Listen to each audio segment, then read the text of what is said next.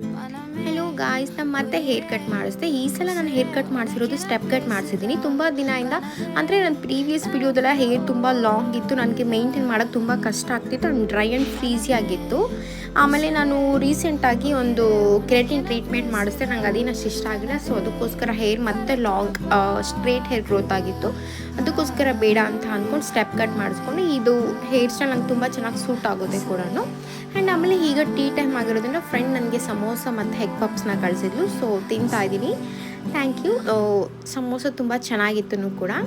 ಆಮೇಲೆ ನನಗೆ ಇತ್ತೀಚಿನ ದಿನಗಳೇ ಸಮ್ಮರ್ ಇರೋದ್ರಿಂದ ಹೇರ್ ಕಟ್ ಮಾಡಿಸಿರೋದಕ್ಕೆ ಏನು ಫೀಲ್ ಆಗ್ತಿಲ್ಲ. ಆ್ಯಂಡ್ ಹೇರ್ ಕಟ್ ಮಾಡಿಸಿದ್ದು ಚೆನ್ನಾಗಿ ಗ್ರೋತ್ ಆಗುತ್ತೆ, ನಂಗೆ ಅದೊಂದು ಪ್ಲಸ್ ಪಾಯಿಂಟು. ಸೊ ಅದಕ್ಕೋಸ್ಕರ ಆ್ಯಂಡ್ ಟೈಮ್ ಏನಾದರೂ ಇದ್ದರೆ ನೆಕ್ಸ್ಟ್ ವಿಡಿಯೋದಲ್ಲಿ ನಾನು ಹೇರ್ ಕಲರ್ ವಿಡಿಯೋ ಮಾಡೋಣ ಅಂತ ಅಂದ್ಕೊಂಡಿದ್ದೀನಿ. ನಂಗೆ ಟೈಮ್ ಸಮ್ ಪರ್ಸ್ನಲ್ ರೀಸನಿಂದ ನಾನು ಲಾಂಗ್ ವಿಡಿಯೋಸ್ ಮಾಡೋಕ್ಕಾಗ್ತಿಲ್ಲ ಅಷ್ಟೇ. Thank you.